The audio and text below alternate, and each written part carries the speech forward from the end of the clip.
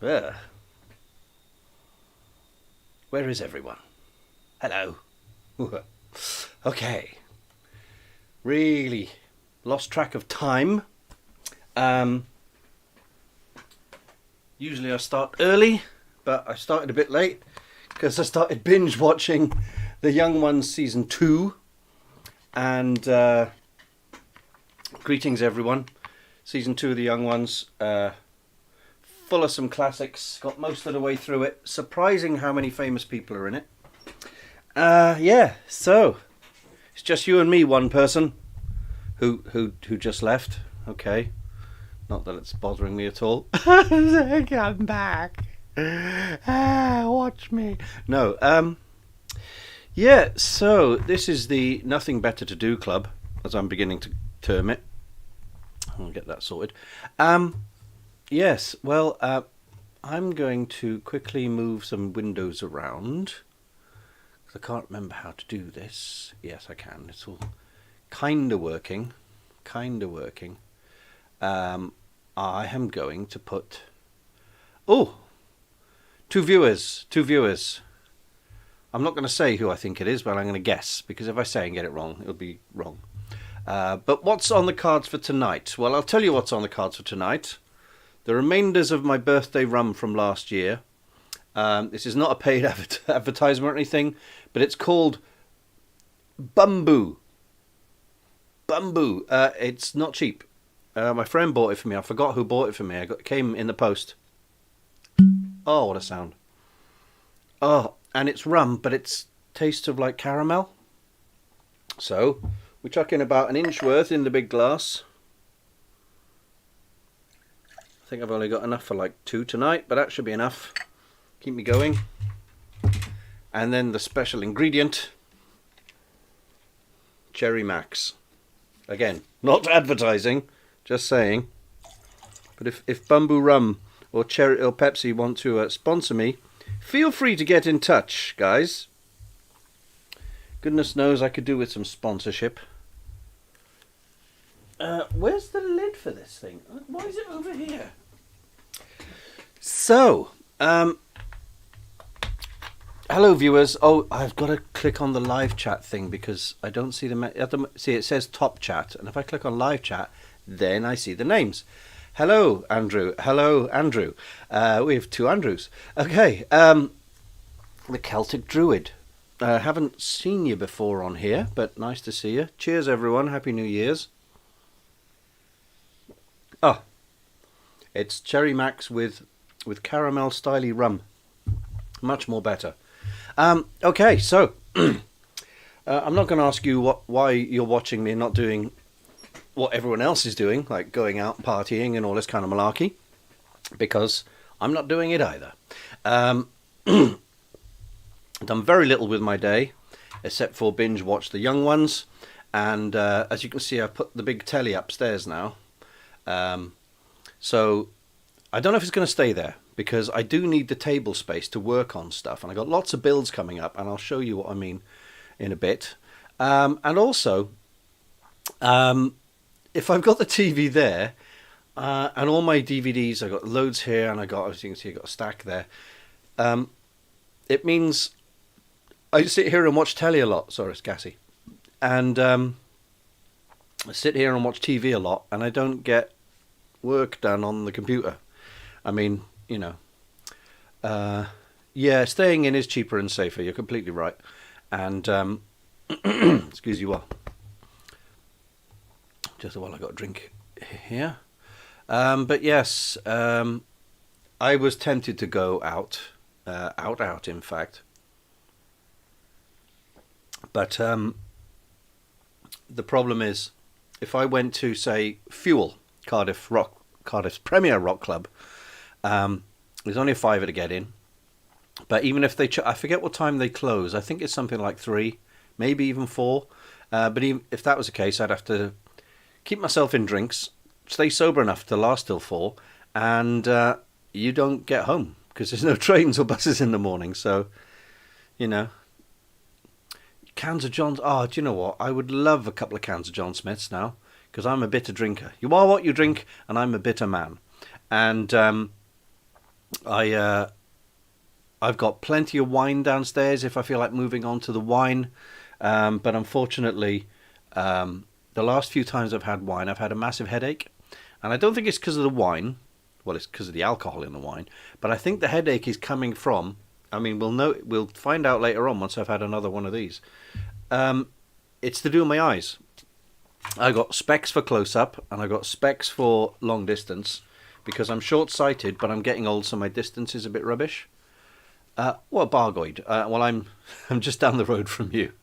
I'm in Ystrad, see, which will make no sense to most of the other viewers. They'll be like, "What do they say? What's Bargoid? What's Ystrad?" Yeah.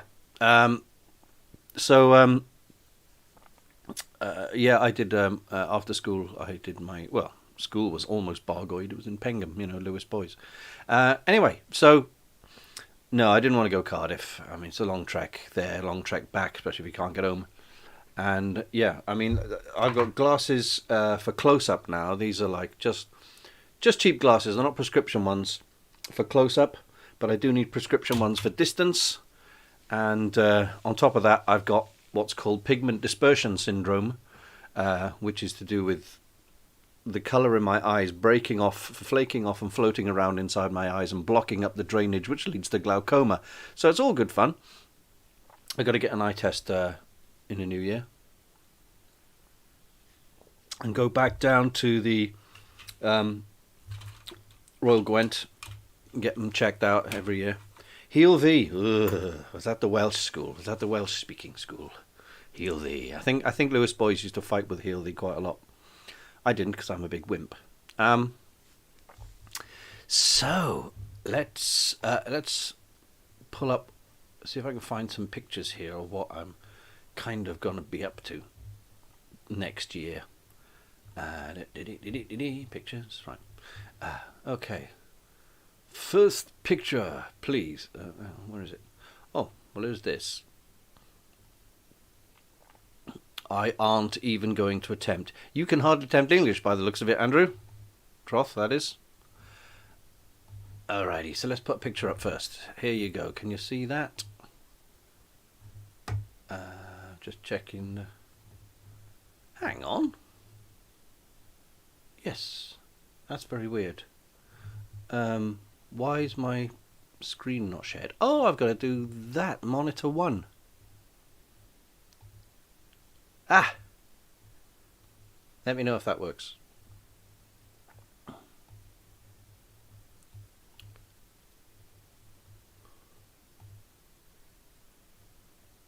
Ooh, it's gone black. Hang on. Your son was born at the Royal Gwent. Both my kids were born at Caerphilly Miners, which sadly is no longer a hospital. Oh, it worked briefly. Hang on. Sorry, I'm playing with the... There we go. For some reason, I haven't got us both on camera at the moment, but it doesn't matter. Actually, if I do that and then do that... there you go. Okay, that is... Yorkshire Spellings. A magical box. It's a very magical box. No, it's Captain Jack Sparrow compass. It's my second one. It's a kid's one. It's called the Spin Master's compass. So I think it's a little bit bigger than my last one. Definitely wider and taller. But I have spent the last couple of weeks, as you can see in the big picture, gluing. There was no plastic around the edges of this thing.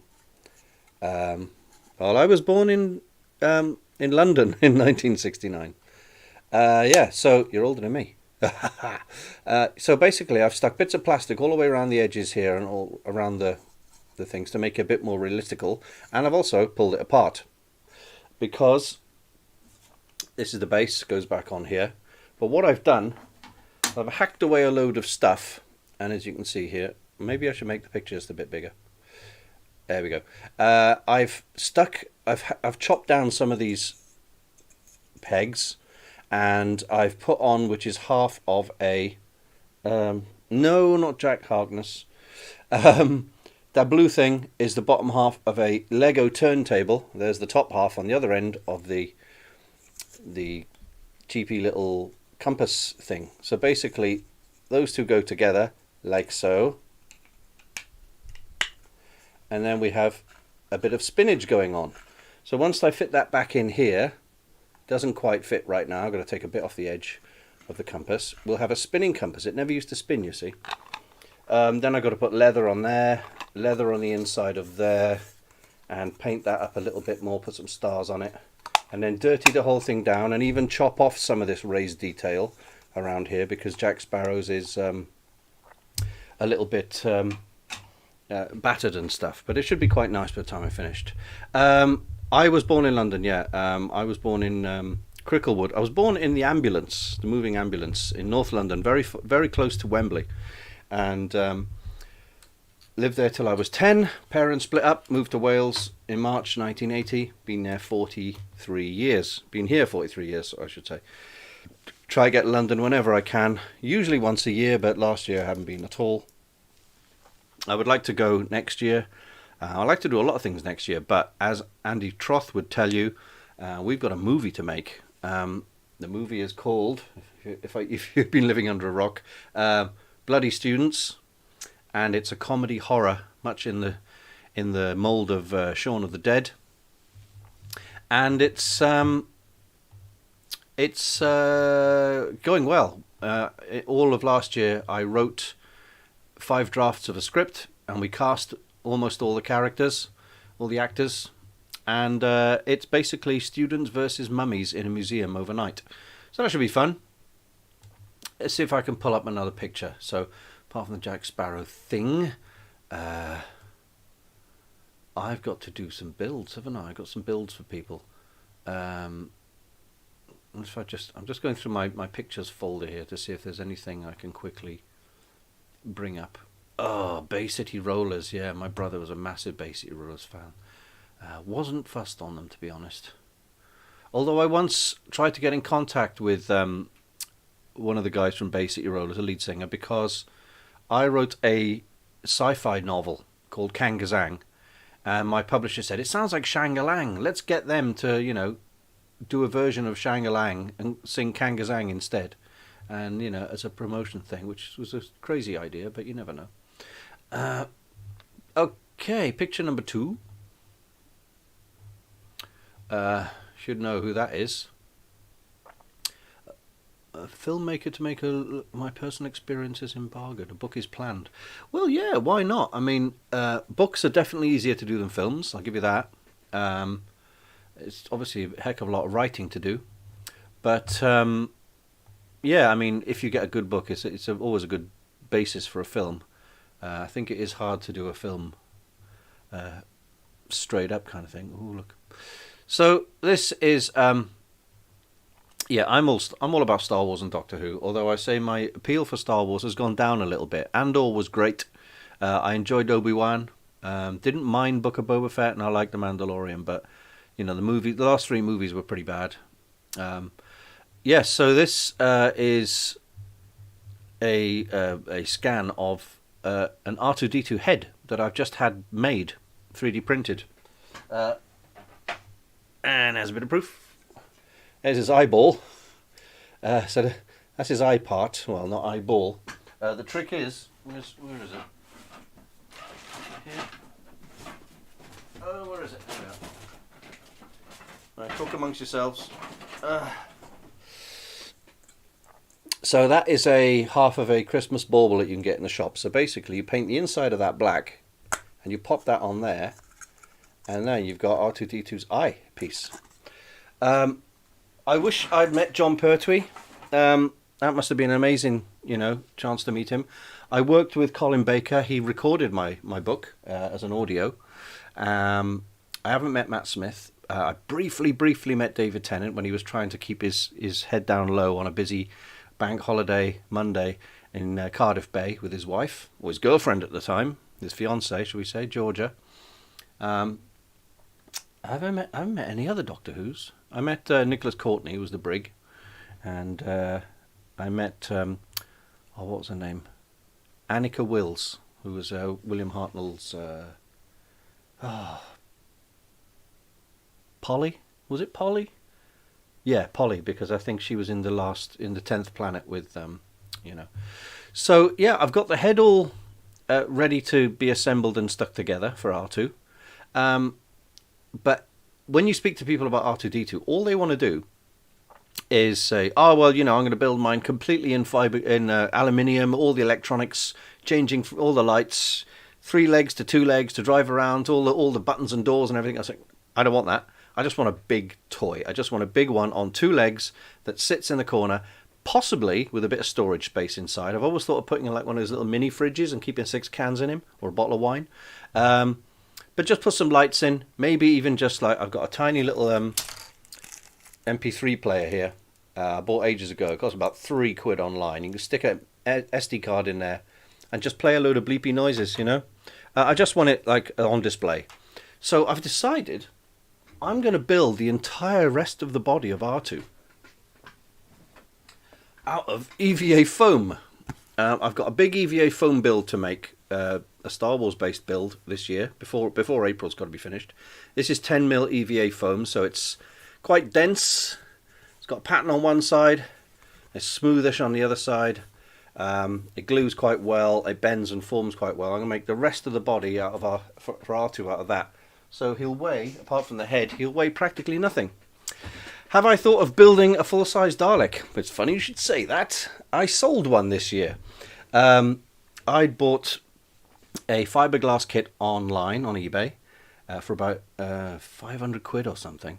It was the head, neck rings, shoulders and skirt, and I kept it in my house for about a year. I bought a few extra bits for it. I did a little bit of work on the head and things, and then I sold it because I've got the R2 build. Yeah, don't mention Daleks. No, I mean, at the end of the day, I sold all the bits of the Dalek. I went and got a custom gun made, and it had all these different noises, and it had LED lights up the tube and everything, and all the proper Dalek sound effects. I even bought the voice kit, which was the Mart Mod, which they call, it's like the really good one that you can do all the different Dalek voices on it with a microphone and all this. I bought an electric wheelchair that had all the batteries that you could drive around, and then I sold a lot. As usual, whenever I sell something, I get not what it's worth. So I sold a lot for about £850, and to be honest, I think I must have had about £1,200 worth of stuff there. But anyway, the reason I sold it was I'm one of these people who is constantly starting stuff and not finishing it, and I remembered that. Hang on, is that going to pop up there? I'm just gonna crop this. Yeah, I tend to sell things.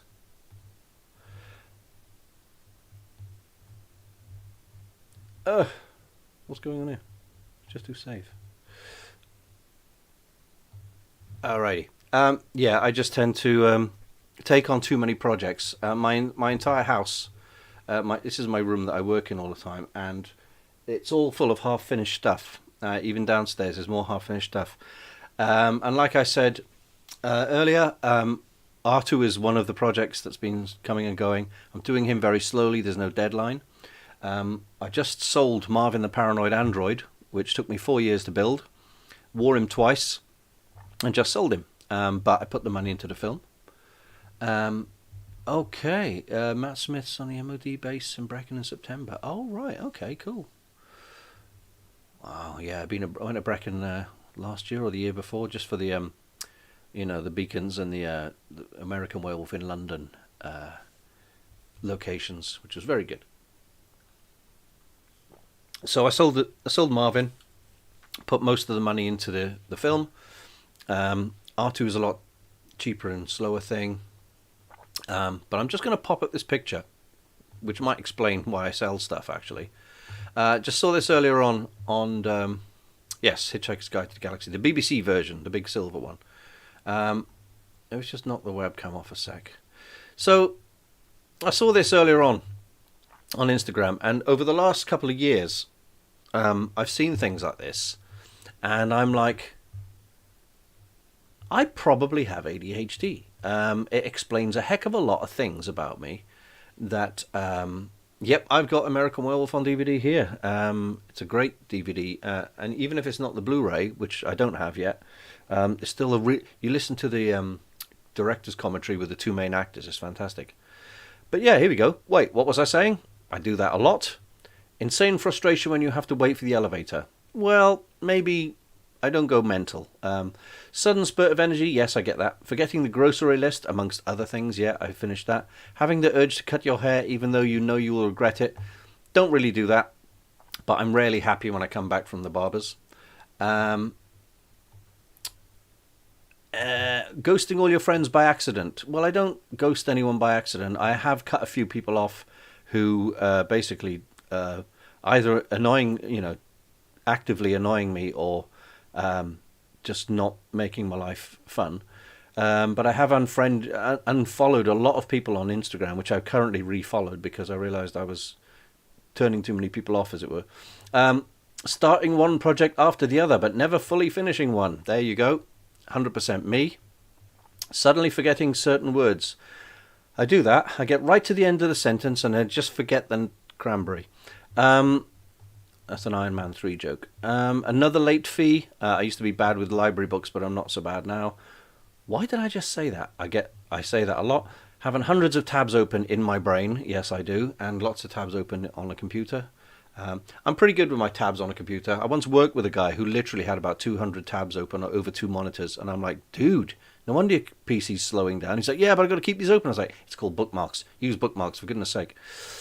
Constantly feeling overwhelmed. Well, as you can see around me, I'm overwhelmed by everything. Work, fun, everything else.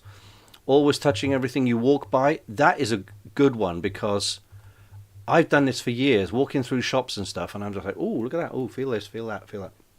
And I've always rationalized that by saying, well, I'm just like the feel of the cloth, etc., etc. But it's like a physical sampling thing. So that's definitely me. Having the hardest time making a decision. Yeah, I do that a lot.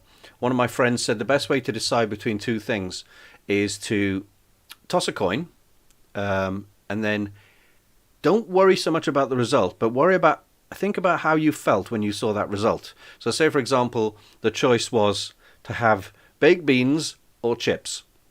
Head baked beans, tails chips. So you toss a coin, and if it's like chips and you feel disappointed, instantly you know that you want baked beans. It's that thing. Basically, work out how you feel, and that'll decide for you. Over-fixating on mistakes, yes, I do that a lot. Constantly walking into things. I'm getting clumsier as I get older. I'll give you that. I drop stuff. But again, even if I do have ADHD, there we go. Even if I do have ADHD, there's nothing I'm going to do about it. I'm not going to start on medication or anything because that is my life. That's how I live. It's not so much something I want to change or fix or whatever. If you're interested in taking on a project, The Ghost of Gladstone Villa. This is a genuine experience that comes to skeptic and non-believers worth a look. So what are you doing with it book at the moment? Are you have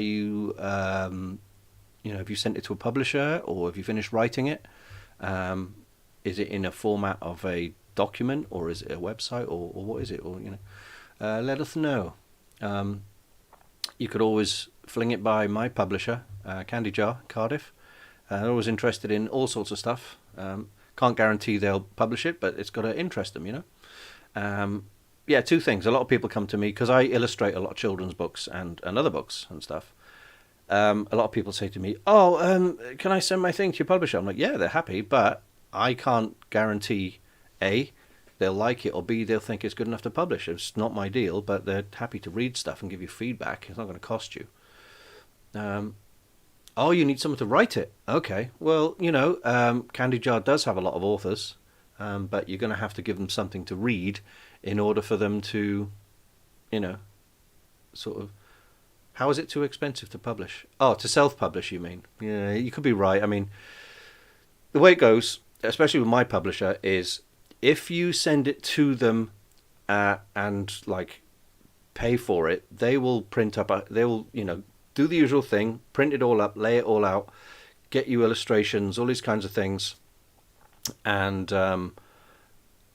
they'll get it ready for print. Then they'll print up 100 copies of it, but you'd have to pay for all of it. Then you get those 100 copies to yourself to sell. They'll put them on their website and Amazon and stuff, but generally you have to pay for the layout and the printing and all that for 100 copies and see how it goes. Or if they feel it's worth taking on as a potential, ongoing sales thing, then they pay for everything and you get royalties. That's kind of how publishers work.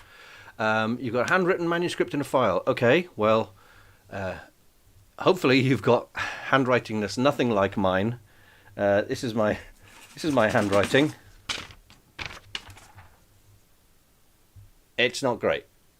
So it's got to be readable. So your best bet is to type it out because it's going to be turned into a book anyway. So it has to be typed out really. Okay, so now drink. I'm a bit today.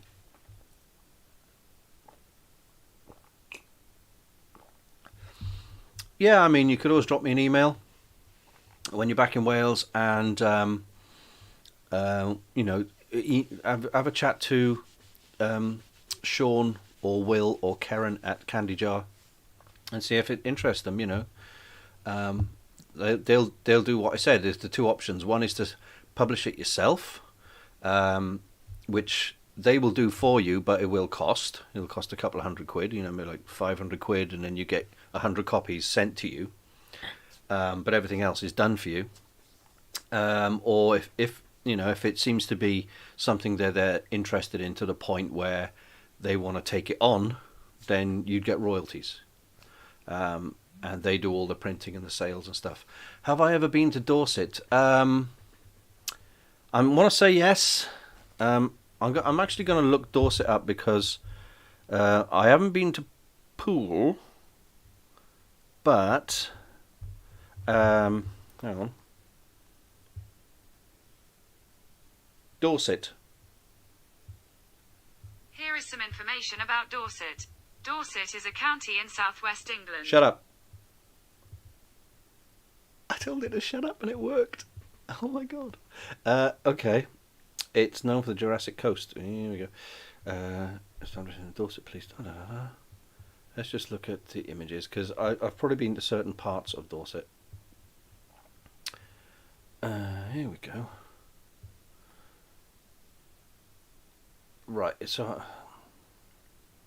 that's not great. Maybe let's try that map. This is why I need glasses, man. Okay, Jurassic Coast, home of the dinosaurs. Blandford Forum. Well, my mate used to live in Blandford Forum. He's moved back to Salisbury. Gillingham. Oh, well, I stayed in Gillingham a lot when I was in my boy band. Haven't been to Poole, no, or Swanage, or I've been to Bournemouth once. Haven't been to Dorchester. Been to Weymouth twice. And nothing else I can think of. But Gillingham's certainly. And oh, hang on. I'm talking Gillingham. Oh, hang on. Yeah, that's not Gillingham. No, I haven't been to Gillingham, Dorset. And Gillingham, London way. But yeah, I've been to Bournemouth and I've been to Weymouth, etc., etc., etc. So yeah, I can't believe I just told Google to shut up and it shut up. That's fantastic. That's made my day, that is. Yeah, what women do listen to us. Devon and Dorset. Yeah, no, I don't get Devon and Dorset mixed up, but Salisbury, yes. My mate lives in Salisbury, so I've been there a few times. I want to quickly go through my horoscope because I shouldn't believe in horoscopes, right? Because I don't believe in anything supernatural, spooky, anything like that, UFOs. I would love to believe there are aliens, and I'd love to believe there's life on other planets, and until we get evidence, it's anybody's guess.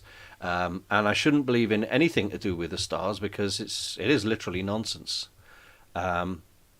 As the great Carl Sagan once said, if you pick up any newspaper in any town in the world, you'll see a page with horoscopes on, but you won't see a single page dedicated to science.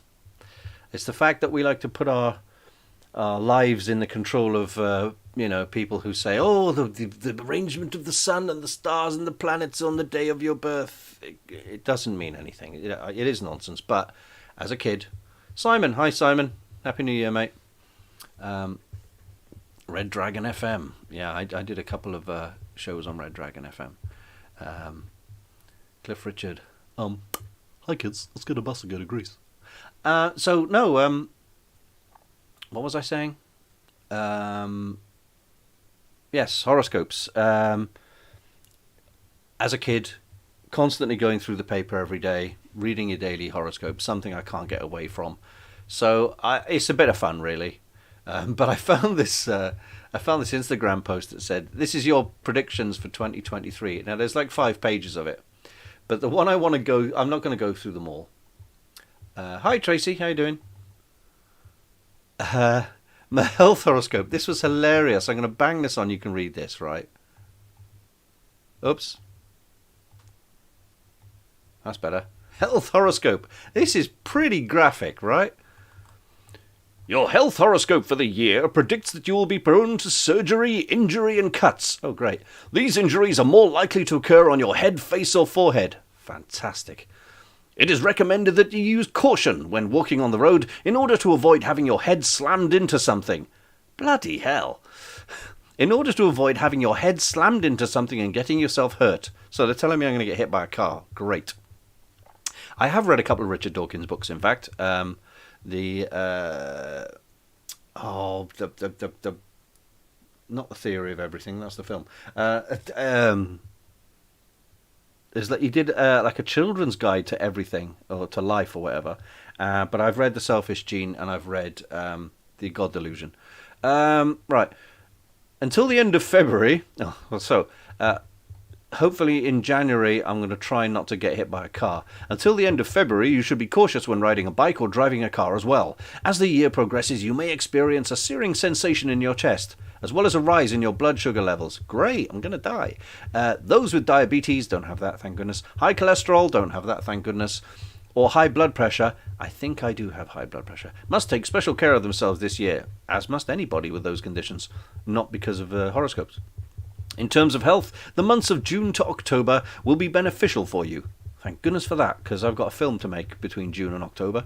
If you have been struggling to find a solution to your difficulties, you're about to get a solution soon. Yay! Well, that's something. The others aren't too bad. They're quite accurate, actually, but like we say... let's put some pictures back on. There we go. Yeah, I've got a movie to make this year. I've got an R2-D2 to build. I've got a full-size TARDIS to build, believe it or not. I started it... when did I start it? I started it... Come on. My things aren't opening up. Then 3 of them open up at once. I started it 2 years ago when I moved into this house, because now I've got room and I've got a big garden where I can put a full... Hey, Roslyn, I've met him once, briefly. You won't remember me. But we do share the same accountant, believe it or not. My accountant was not good enough for me to send him some of my artwork and some of my scripts and stuff a few years ago to see if he was interested in anything around the time he was directing Torchwood and Doctor Who. But clearly it hasn't happened. Never mind. It's a very closed bubble, unfortunately. Where was it? Oh, yeah, that's not it. Where is it?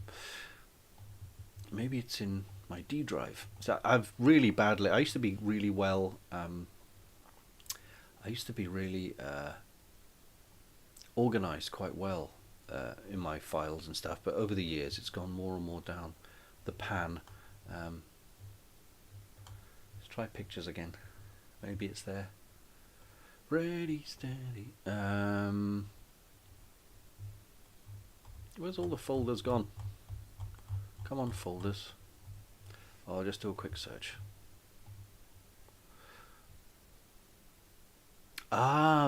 Dream Horse, about a Ray Horse. Yeah, I heard about that a few years ago. So, yeah. Hang on.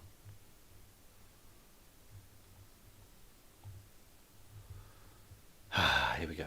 Yeah, a lot of people in the Astromonach Facebook page have been talking about that Dream Horse film a while ago. So, yeah. pictures coming up.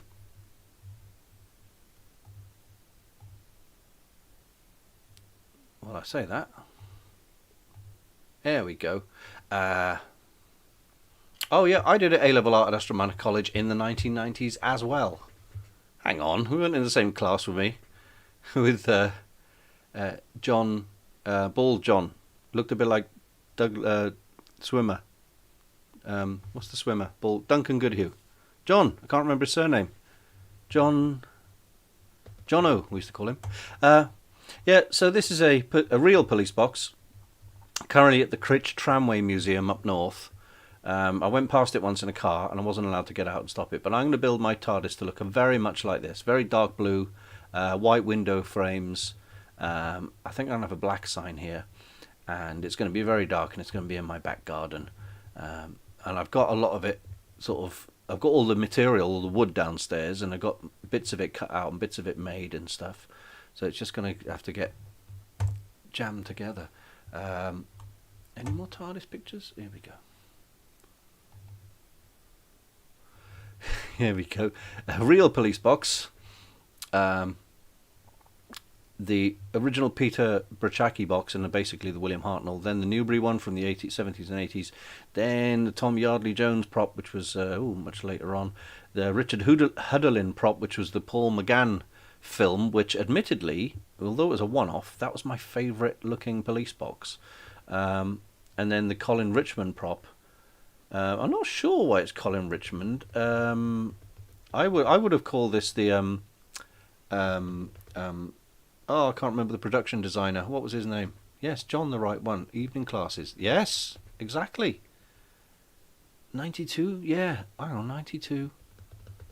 Ooh, it may have been a bit later because I'm fairly sure it was after my first daughter was born, and she was born in July 93. So I may have... is there one in Boscombe, in Bournemouth? Yeah, there are very few of them. There's a police box in Newport, but it's not this shape. It's not one of there's very few of this style. The only surviving ones are really in Scotland. But that's not Colin Richmond. This is the Matt Smith and David Tennant one was designed by... I mean, alright, I'm not... Colin Richmond may be behind it, but... oh, for goodness me. What was the guy's name? He was production designer. He used the horrible lantern on the top. I had an interview with him. I can't remember his name. Not Matt Savage. Matt Savage was there, but he had a crush on... Who didn't have a crush on Paul McGann? You have a daughter too. Is she the same age as my daughter? Was she born in 93 or... I don't know. Any more pictures of TARDISes? Let's just go up here. Someone's just messaged me. I just need a quick look. I did do a mock-up actually of my TARDIS if and when it finally gets made, and it'll be in my garden. I'll show you some of the stuff I'm making. That's one of the windows at the moment.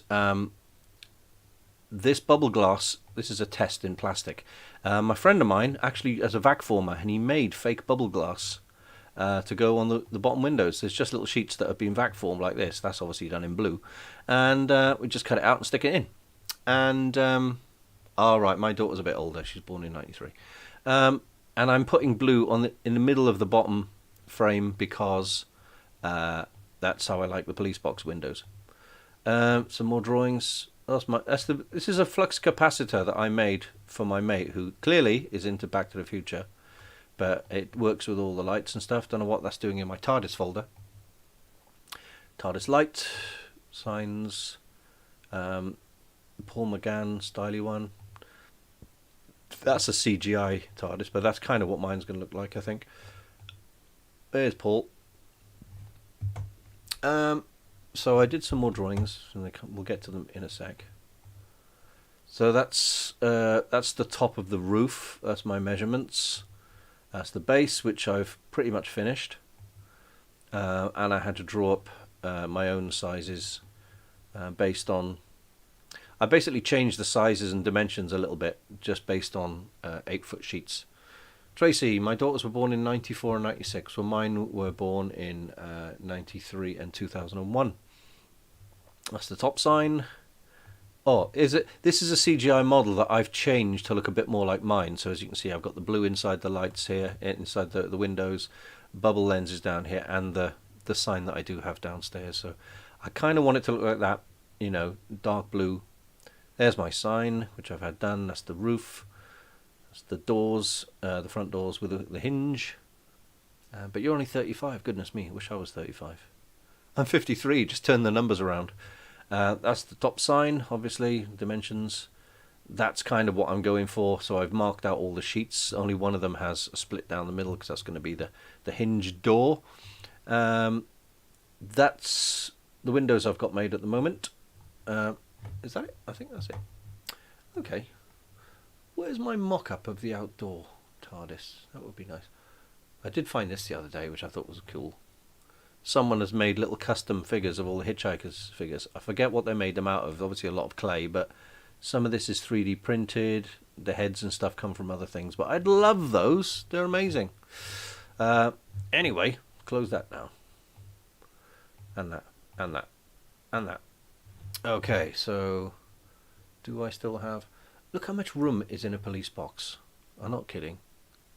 That doesn't look like a lot of room.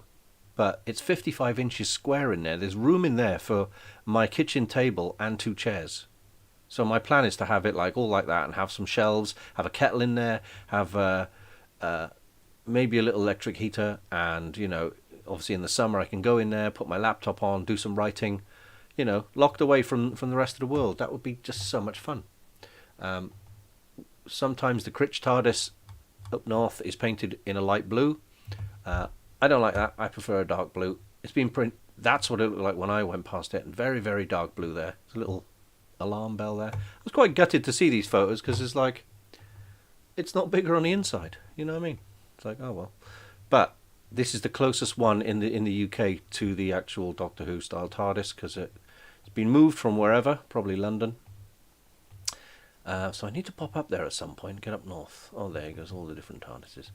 I didn't mean to talk about TARDISes so much. Yeah, I've met Simon Jones, who played Arthur Dent, once, briefly outside the Cardiff, what's it called, St David's Hall. They did Hitchhikers Live.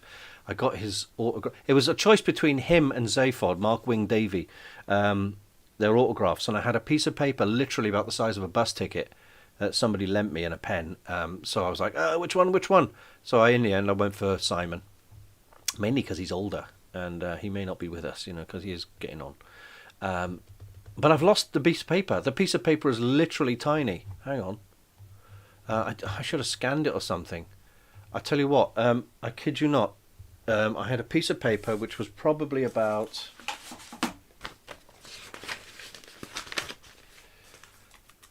this big. Probably about that big with Simon Jones's autograph on, and I've lost it. If you like the Hitchhikers, that's one of my builds coming up. That is what's known as the Vlahurg Commander. He's seen briefly in episode 4, and a friend of mine won a raffle for me to build something, and he wants me to build that helmet. Mark Gatiss, I've never met him. He's an absolute genius. Oh, here we go. That's not a very good picture. I've got a better one here somewhere. There we go. That's the bottom end of my garden. And that's what it's going to look like with my TARDIS in it, hopefully. Obviously, I photoshopped the TARDIS in. I'm not going to have the word police. It'll be police public call box. But this is basically the bottom end of my garden. I wish it looked like that at the moment. It's completely overgrown. There's junk and rubbish everywhere. It needs a good clean out. But that's basically my garden and where I'm going to put my TARDIS.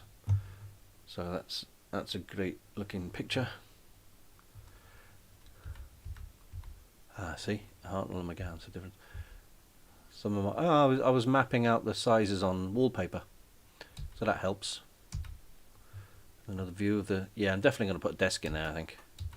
The original plan was just to store Marvin in there, but now Marvin's been sold. I'm happy. See, there's a red one.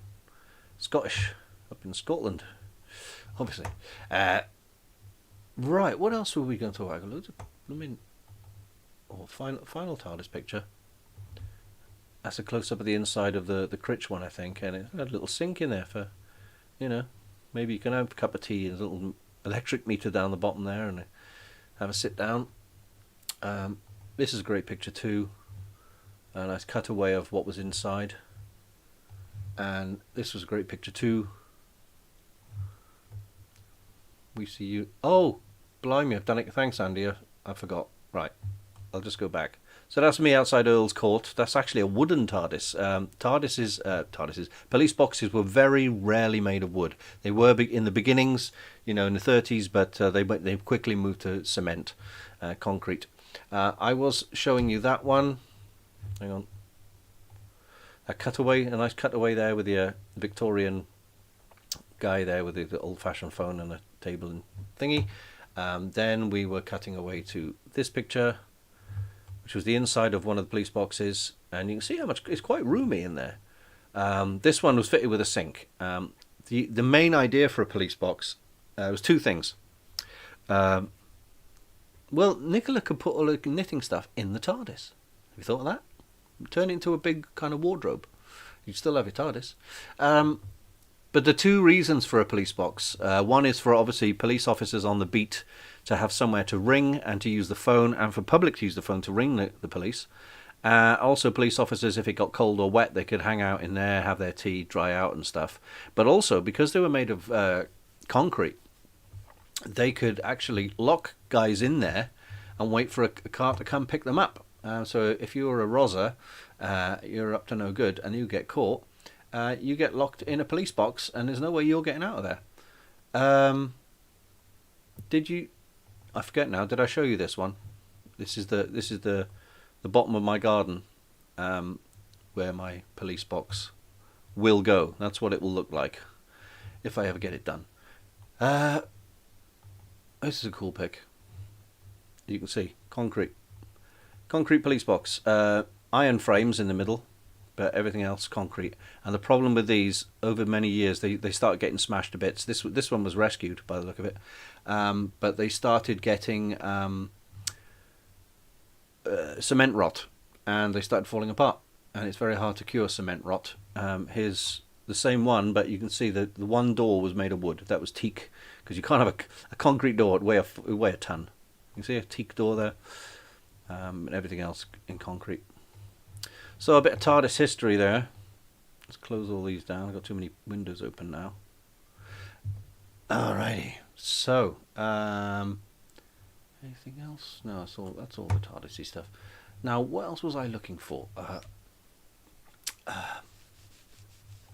Pictures, right. I've done TARDIS, I've done police box. Sorry, I've done R2. I don't remember. Anyway, until I think of something to chat about, let's crack on. Crack on with what's been going on this year. Well, here's me Marvin. This was me in my Marvin at Newport. Had all the lights working. I could turn the head. I can move out all the arms and legs and stuff. Walk around a bit. You'll notice here that this leg has fallen down. There's a gap here. Well, there's no gap here, where there's a bigger gap here. Basically, my leg and it's bent the wrong way. My leg straps had collapsed, and this part of the leg was just cutting into my leg, basically. So I ended up standing still and sweating like a crazy person for a long time. But I did win the... How often do I go live? I'm starting to do it a bit more. This is probably like the third one I've done in the last month. Usually I put videos out every Tuesday. I go by the name Terry on Tuesday, and I have done for many years. Hang on. Yeah, so it's my videos are basically, my channel's called Terry on Tuesday, and I basically go live whenever I don't feel like recording and filming and editing a video together. And like I say, in things like today, it's just a case of, well, I'm not going to spend all day filming something, edit it and upload it. Now I've got my streaming software on, which means I can share pictures and music and stuff. You know, I can pop up some music and I can pop up pictures. I can go live a bit more, so I want to do that a bit more. Although I do waffle too long, so sometimes my videos are quite long, and we've already been on 49 minutes. You know what I mean? Um, so what was I saying? Yeah. So the streaming software is cool, but the only music I can play sounds like an ego trip, but I can only play stuff like my own music because that is not picked up by YouTube's algorithm and it doesn't hit me with a copyright strike. How's the Jack Sparrow costume coming along? It's good. I've got most of it. I've got a couple of bits missing. I can't really pull it all out now because it's all downstairs. Like I say, apart from I've got the compass up here, which I'm working on. Have I got anything else there? The wig is down there somewhere, but it needs a lot more dreads and more beads and stuff. But he'll be coming together quite nicely. Has John still got his cafe in the high street? No. It was sold in the year, I think it sold early last year, and it's been taken over by the Turkish guys who have got a number of shops in town now, hairdressers and stuff. I don't know, I don't think it's going to become another Turkish hairdresser, but I think it'll be some kind of, what did someone say? It's not going to be a cafe, I'll tell you that much. But no, John's cafe is gone, so it's the end of an era. John's enjoying his retirement and doing photography and a lot more walking around, etc., etc. I do see him occasionally. But no, his cafe's gone, and so is Nancy's cafe by the train station. Nancy's cafe was great there because obviously I could get a cup of tea and a sausage sandwich or a cooked breakfast en route to getting a train. But she sold up a year or two ago. I mean, the building's still there, but it's all closed. So I don't know if they still live there, but they certainly don't do food anymore. And you can't open the door anyway. Right. Oh, here's a cool picture. Oh, look at this. This is the Queen. God rest her soul. This is the Queen at Astromanach Station. Just literally 10 minutes walk from my house. As the Queen decided to get off, and go and have a look around Astromanach. And also she, Astromanach Station was used as the train station in the pilot episode of Porridge with Ronnie Barker. It was on YouTube, but it's been taken down now, so sadly we don't get any. I haven't got the footage of that. I did have. Talking to Ronnie Barker, Game of Thrones, as explained by Ronnie Barker. Look, it's really quite simple. Balerion from Valerian is not a Targaryen Valerian, and Aegon weds Rhaenyra unlike Daemon, who doesn't wed Rhaenys or Daenerys for Viserys, unknown to Corlys. But Laena tells Laenor that Aemon isn't Daemon, but at the Dragonstone the Dragon Riders go to the Dragonmont so that Westerling doesn't end up in Westeros. It's really quite simple. So that's how I understand the Game of Thrones malarkey. I'm just checking if we've got any more pictures. Oh, there's a Jack Sparrow picture for you, Tracy. This was a couple of years ago now, 2-3 years ago in Finland. So all these people, except for me, obviously, I'm in the middle. All these people are photographers from all over Finland, and I think there's one or two from Norway.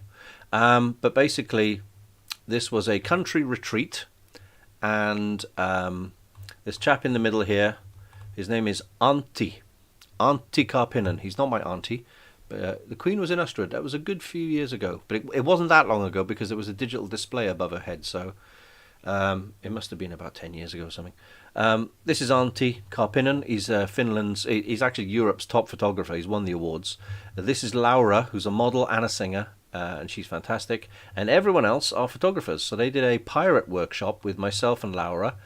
Auntie was sort of instructing everyone on how to how to do Photoshop and take the photos and stuff. So we went around these picturesque countryside, sitting in boats and all sorts of stuff, posing as pirates, and the pictures that came out of this were amazing. So that was a great week in Finland. That's the first time I've ever been to Finland, and I fell in love with the place. So I've been to Finland twice so far. I need to go there again because Finland have this. Finland have a drink. This is the sort of the standard drink in Finland. Wherever you go, someone's going to say, "Hey, have a drink," and they'll give you what they call long drink, or in Finnish, lonkero. And as you see, it's written in English because Hartwall's is an English company, but they don't sell this in England. It's gin and grapefruit. It comes in different flavours, but this is the main one, gin and grapefruit. I don't like gin. Dan, hello mate, how you doing? Happy New Year. This is £5 a can in Cardiff in a club, in an arcade, in fact, a club that thinks it's an arcade, or vice versa. I don't like gin and I don't like grapefruit, but this I love. So this is your standard drink, which you can't really get in the UK unless you pay over £5 a can for it, but it's quite cheap in Finland, obviously. Talking of Simon Jones, as we were just now, pling, there's a great Simon Jones picture from a couple of years ago. I think he's got a huge beard at the moment, but he's got the original BBC, what do you call it, nightgown, and it's been monogrammed on the pocket with AD for Arthur Dent, but I've got this nightgown for myself. It's a Marks and Spencer's one that doesn't exist anymore. They don't make it anymore, and it's like wearing a Brillo pad. It's rough. My one is a bit tight. It's not baggy. It looks comfy. I mean, it probably is warm, but it's actually rough and scratchy around the neck and everything. Mine's a little bit tight because I didn't have a choice in what size. It was just somebody who had one, and I paid a fortune for it. And everyone thinks I'm insane buying an out-of-print, smelly, scratchy, itchy, too tight nightgown. But it's got to be done if it's one of those, isn't it? What else have we got here? Here's a costume I'd love to make. But not yet. This is Isaac from the Orville. I don't know if you've seen the Orville, if anyone has. Obviously, the Orville is... There's 6 people watching. Hi, 6 people. This is quite good. Yeah, it's better than usual. Usually get 2. This is Isaac, the android, in the 2nd season of the Orville, because they've upgraded his costume quite a lot. It's not as much fabric. It's more metal parts and plastic parts and stuff. Really great character, great costume. Love to make that one day, but at the moment I've got a lot of in this area in the belly to fix. This would not be a comfy costume, and neither is the thing, Andrew. No. What else are we looking at? Yeah, he does look like very much like a Cyberman, but his character and his voice is very much like Data, which I think is the point. Because it could be, it's a kind of Star Trek rip-off, not rip-off, but you know what I mean. It's a Star Trek styled series with a bit of humour in it. Fantastic season if you haven't seen any of the Orville. We're waiting to find out, see if there's a 4th season now. Just having a look now. So here's a flashback. This is a promotional postcard of the band, me and the boys in the band. In 94, well, it's the end of 93. We had our first single out called United Colours. Usually it says on here. This is just a postcard. So we were called Best Shot, and we've all signed it. And then after that, our next there's a flyer. I did these drawings that ended up on the back of the T-shirts, our tour T-shirts, which ended up on the E17 video for West End Girls. Fresh Nation, we did a signing, in Cardiff. More signatures on the back. Where's all these pictures gone? Oh, sexy ladies. Nice artwork. Yeah, that's out the front of my house. When it rains heavily, there's a massive drain there, and then the water goes over the edge. As you can see, it comes from down the hill, comes along here, and as soon as it overfloods that, all this water starts coming towards my front door, which is not great. I've got people texting me. I need to check. This is a postcard for our final single, our 3rd single, which never came out. I think it was a great picture, even though I'm a little bit bleached out. This would have been a hit, but the record company decided not to put it out in their wisdom, and they decided to kick us into touch. See, mention hip hop and Isha arrive. Matthew H, hello mate, how you doing? Just a brief talk about the group that shall not be mentioned. I do get a feeling that the old Cardiff music, not group, not the Facebook group itself, but I feel like Best Shot is kind of the group that no one should talk about because we were, in inverted commas, commercial. But yes, we toured with E17, but we still had a record deal with a major label, and apparently that's not cool or street enough. You know what I mean? Let's get me back. Hello, I'm just checking the phone. People have been texting me. No, it's just when someone sends you a link on Facebook Messenger, and you think, who is this? Yeah, have they been hacked?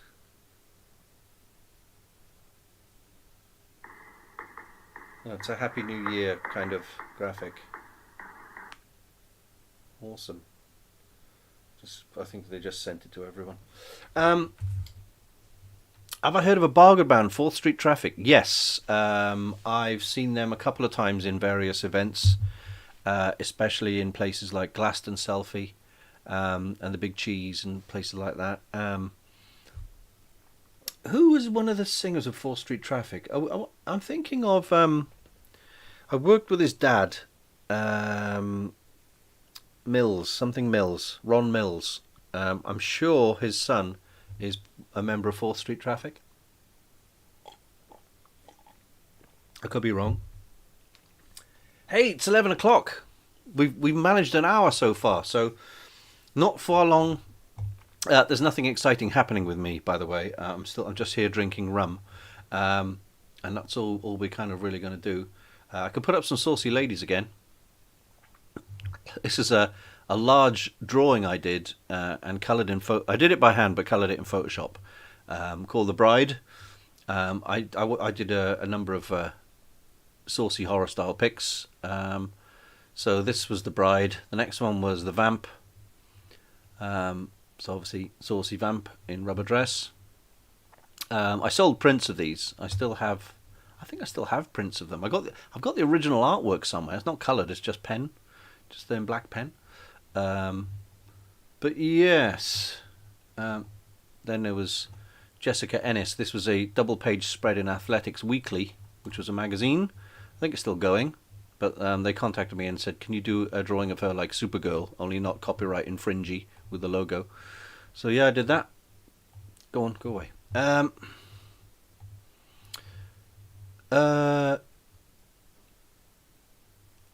Only seeing you again. Yeah, sorry, mate. I did mean to put this back on. You just Celtic Druid said yes, please. I forget what you say by yes, please. Is it just the sight of the saucy women, which is fair enough, I suppose. What else is going on?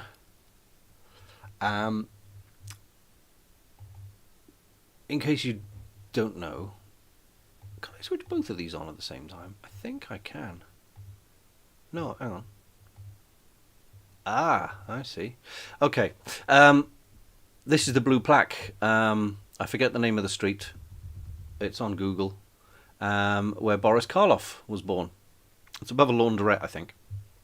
And I've written a story about mummies, which is actually a prequel to my film Bloody Students, which Andrew Troth is co-producer, by the way. And the Boris Karloff is going to be a graphic novel called Monsters Are Real, and it's been authorized by Boris Karloff's estate, actually his daughter Sarah Karloff, and she's okayed it. So basically, my film has a prequel, which is going to be a graphic novel endorsed by Boris Karloff. Here's cuddly Boris Karloff from Universal Studios. He's going to be a little prop used in the film, so he lives up there for now. And my mate Simon, who's currently drawing the graphic novel, he is... I need a drink. He is able to say that, hey, you know the mummy story in my book? They're making a movie of the next chapter, basically. So that's awesome. What else is going on? I did I did ask David Bradley if he wanted to be in my film, and he just said what I imagined he'd say, which was, "Sounds interesting. Contact me, agent." So there you go. Wow, his son is 18 and knows of Boris Karloff. Well, he is a legend, isn't he? Let's face it. You know, in horror terms, you've got Boris Karloff, Bela Lugosi, Peter Cushing, Christopher Lee. You know, they're the main. Oh, and people like Lon Chaney Jr.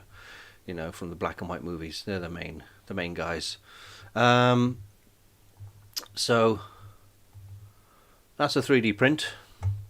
A 7-foot sarcophagus for the film, printed by the guy and his daughter helping him, so I had to blur their faces out. But I've got that downstairs in my living room and needs assembly and painting. What else have we got here? Oh, I haven't seen this for a few years. Lee Sullivan. Yes, I've done a few events with Lee. He won't remember me. I've sat next to him a few times. He's a great artist. This is a boat called Hey Jude, which is in the Brecon area. And I helped my mate do all this painting. So we've got Hey Jude on the side there. You got some stickers of the Fab Four there. Sorry, the picture's not too good. I just found this online. Got the yellow submarine. That's a real window. And then you've got the four Beatles in pretend portholes there. And on the other side, we've got things like Hey Jude, da, da, da, da. We all live in a yellow submarine and all that kind of thing. I'd love to go on a holiday on this narrowboat. I don't know how you'd get hold of them anymore. Horror double bills on BBC Two in the 1970s. Me too, mate. The one I remember most is let me just check. Yeah, I was just talking about this narrowboat, and I forgot to show you again. So let me just quickly do that again. So here's the narrowboat that we painted. Well, I helped to paint. It's called Hey Jude, Fab Four, Yellow Submarine, real window. The Beatles as they look in their cartoon forms and all lyrics and stuff, and more stuff on the other side. Great little boat that. Anyway, sorry. Let's get back to me. The horror double bills. The ones I remember the most was what happened was my parents were doing a trial separation, so we went up to with my father and my two brothers. We went to Worcestershire to stay with my auntie Gladys for a week. While my mum and that sorted out basically the divorce and all that. We didn't know that. So we'd all be in bed, me, my two brothers, and my old man, all in a huge bed, watching horror double bills. And one of them was Quatermass from the Pit, which I thought, with the John Mills version in colour, which I thought was terrifying. I'll watch it again one day. I think it was hilarious. Also, The Satanic Rites of Dracula, which my old man said might have been a mistake because there was some nudity at the start of it. I think those are two I remember. They may have played things like the early the 1931 Boris Karloff Frankenstein, or one of the later ones with Lon Chaney Jr. playing the monster. And also, I want to say, I tell you what they definitely did play was the Night of the Demon, with the big pointy-eared demon type thing. They definitely had that one. And I'm thinking they might have played The Thing from Another World. I've got both versions here. Well, I've got The Thing from Another World in black and white. I've got the Thing, the John Carpenter, and The Thing, the prequel, which was made afterwards. So, yeah, big fan of the Thing movies. What else? I found another picture of the Hey Jude narrowboat. There you go. It's a slightly better picture. So we were down the side painting this boat. It's really cozy in there. I'd like to hire one of these boats just to, I wanted to dress as Jack Sparrow and just go up and down the canals, but I don't even want to say. I'm not sure. I think it's something like We All Live in a Yellow Submarine. But yeah, that was a fun little project. Although we were out in the rain, it wasn't great. We're out in the rain. Yeah, Quatermass was there was a black and white version, but the coloured version we saw, I remember, and that was quite creepy. Oh dear, where are we? Oh man, I got drawings from years ago up here. I'm just going through my file. If you go to any market or card shop in Wales, you might find birthday and greeting cards with these kind of drawings on. I did over 250 of them. The company's called Something Special. So here's 2003. Oops, sorry, I've done it again. If I put them both on, there we go. Yeah, so the company's called 2000 Something Special. On the back of the cards will be the word Nix. But yeah, these designs that I did over 250 of very Welsh designs, like these rugbies and dragons and rugby fans and stuff like that. What have we got now? And they starred in the summer of 75. Frankenstein, 1931, yeah. Dracula, Bride of Frankenstein. Yep, all good. Piracy on the Canals, yeah. Here's one for you, Matthew H. JD. This is the original pen work, the ink work for Keltec for the name LP. That's Keltec. Do I have any of the other stuff? Oh, I've got the label. Oh, that's not it. There we go. Oh, this was for the 12-inch, I think. Oh, it was an EP, wasn't it? The name? Because you got 2 tracks either side. So there was that. What else did I have here? I thought the rest of the album artwork here. Oh, here we go. So that's the full name artwork. It's not a great quality version. I probably got them on a disc somewhere, all the high quality ones. You could tell it was a while ago because I'm using the see that red circle, that horrible kind of very cliched Photoshop lens flare, and there's another one there. But you know, it worked, and also there was a kind of a matrix thing with the green coming off the letters. I've kept this font and the style for Johnny's recent stuff, but I think this was a long time ago, the name. And there you have it. You know, I'm going the wrong way. There we go. This is the ink artwork for me, Richie, and Martin's Best Shot spin-off group, Stop the World. This is all based on Marvel artwork. You know, we've obviously changed it into us. Do we have that in colour? Yes, we do. I still have that top. I think me and Richie and Martin still have our tops. We went to what's the hockey store in Cardiff, run by Nick? Yeah, 2003, 2004-ish. I forget, was it something, inline skates, Celtic skates or something like that? Celtic Sports, run by Nick. We used to call him Nick the Stick. But these are Philadelphia Flyers hockey tops. We managed to get them plain, and we got them printed by Fresh Nation. And I've still got mine somewhere, and it's in absolutely perfect nick. Hockey shirts and American football shirts never seem to get tattered or battered. I really like that top. I'll have to dig it out. I'm sure it's somewhere. Can I remember the Aurora model series in the 1970s?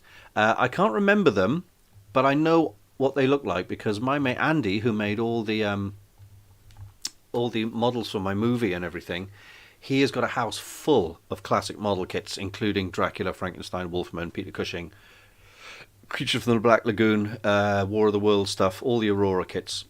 The thing is, he can be a rich man if he sold them, but he tends to keep them and not want to sell them. And I told him, dude, sell them and be rich for the rest of your life. But he kind of doesn't want to. What have we got here then? Bloop. Oh, this is an old one. This is 2002. Fan art. I don't know if he's going to make a film or a book, but it's obviously a Star Wars fan project called Echoes of the Future.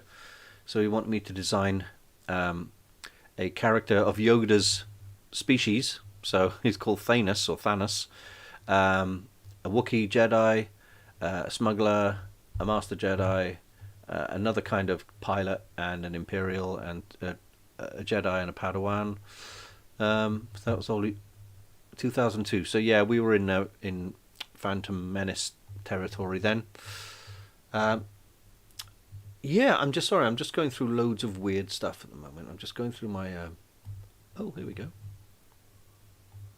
That's the artwork. The pen art for Keltec and Johnny B. There's an interview coming up with Keltec soon, isn't it, on the Wales Fly Fidelity podcast, so that'll be cool. Right then. Oh, talking of my mate Andy, who made the models, he made this. I gave him a battered, knackered old Dalek model kit, and he's put it on a base and added a big head because I wanted him to make it like the Dalek Emperor from the 60s cartoons. So he's done a battle damaged Emperor. Oh, there we go. And he's used the head of the model kit on there, and he's put all, debris and wires and stuff on a base, and it's really nice. And I promised him I'd sell it for him, and I haven't sold it yet, so I really should. But yeah, that's a nice little piece and completely unique. Where am I? Here we are. Okay, so it's 20 past 11. Everyone's. I wonder who's still with us. I'll just have a quick look at the 4 people. That's good. This is good for New Year's Eve, actually. Thanks for staying with us. Thanks for joining us. Annual with Dalek Emperor. Was it this one? Was it that one? I picked that up recently. It's not in great condition, but as it is, it's still worth about 50 quid. This is the Terry Nation Dalek one. It says by arrangement with BBC, so it's not official Doctor Who, but it's official Terry Nation, if you know what I mean. There are a number of Dalek annuals. I had a couple as a kid. And yes. Right. What else have we got here? Yeah, so we're doing quite well. And there's 4 of you, and I don't mind if everyone drops off at midnight to go say Happy New Year to everyone else. That's the way it goes. I'm only here because, like I say, I'm not going out and doing anything.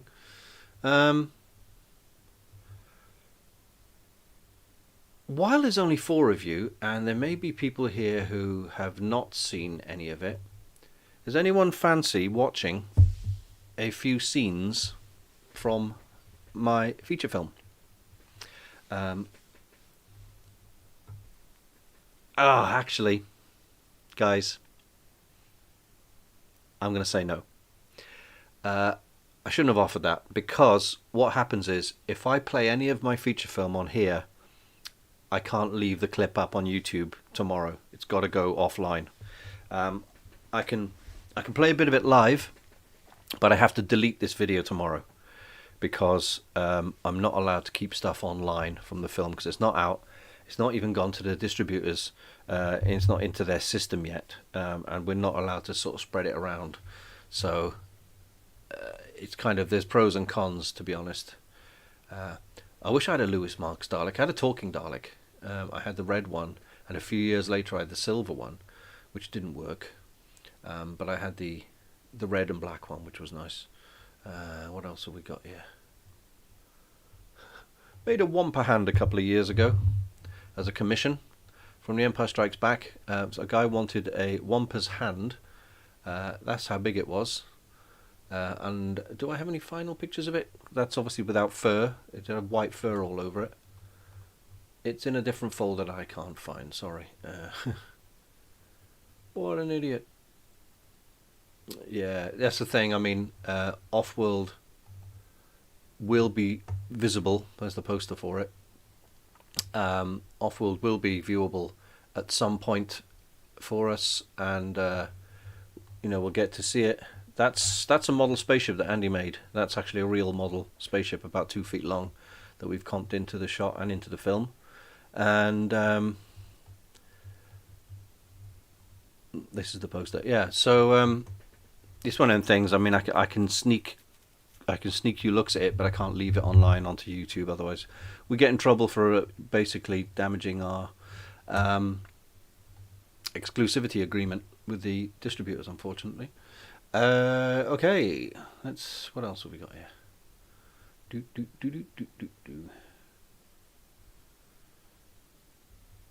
You're off, you Celtic Druid. Fair play. Thanks for watching. Thanks for sticking with me this long. And have a happy new year. And we shall catch up, no doubt, in the new year. And don't forget to speak to my publisher about your book.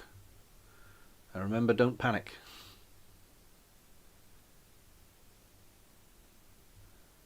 What else have we got here? Jack Sparrow? There should be a captain in there somewhere. Loads of Jack Sparrow photos. No one wants to see Jack Sparrow pictures. 2018? What happened in 2018? Well, I became a grandfather. Oh, look, the seconds he's left. I've gone and found the Wampa hand pictures. See? That was great. Look at that. And that was the recipient who commissioned it in Ireland. I sent it to him and he finally got it because he's obviously a snowtrooper. And that's part of the construction of the thing. Yeah, so that was me making him in my kitchen.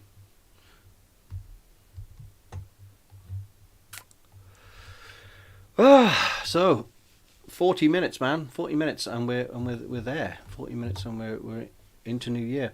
Weirdly enough, there's people all on Twitter today in Australia going Happy New Year already. So we're living in the past, guys. But you know, isn't it weird? If we lived on a flat Earth, it would be 2023 for everyone straight away. But actually, it isn't. I'm only on my first rum. I've got just enough for one more rum, a little bit left, and I thought I'd need more, but I'm talking. Yeah, it was a fun build. I didn't really plan it. I didn't really sort of sit down and think how to do it, but I sort of winged it all the way, and it turned out quite nice. There were people asking for more Wampa hands, but no one actually came round and came through and contacted me and said, right, here's the money, get going. So I would have made another one. It wasn't too difficult. It was a reasonably fun build, didn't take too long. But I've got loads of builds coming up, like I say, this year. I'm going to finish my full-size R2-D2. So there's a 3D printed eyeball, and that's a Christmas ball that goes in there. So that's R2's eye. So the head's completely 3D printed. The rest of the body I'm making entirely out of foam, out of black EVA foam, because it's light, it's easy to work with, and my R2 is not one that you can drive around remote control, doesn't have any doors that open, bells and whistles. It's just going to be basically a statue. It's just a standalone R2, two-legged R2, sits in the corner of my room with some lights on, and that'll be it. I wanted one of them for yonks, and it's not going to be too expensive to do. Let's go back to my September 2018. What's in this folder? My granddaughter.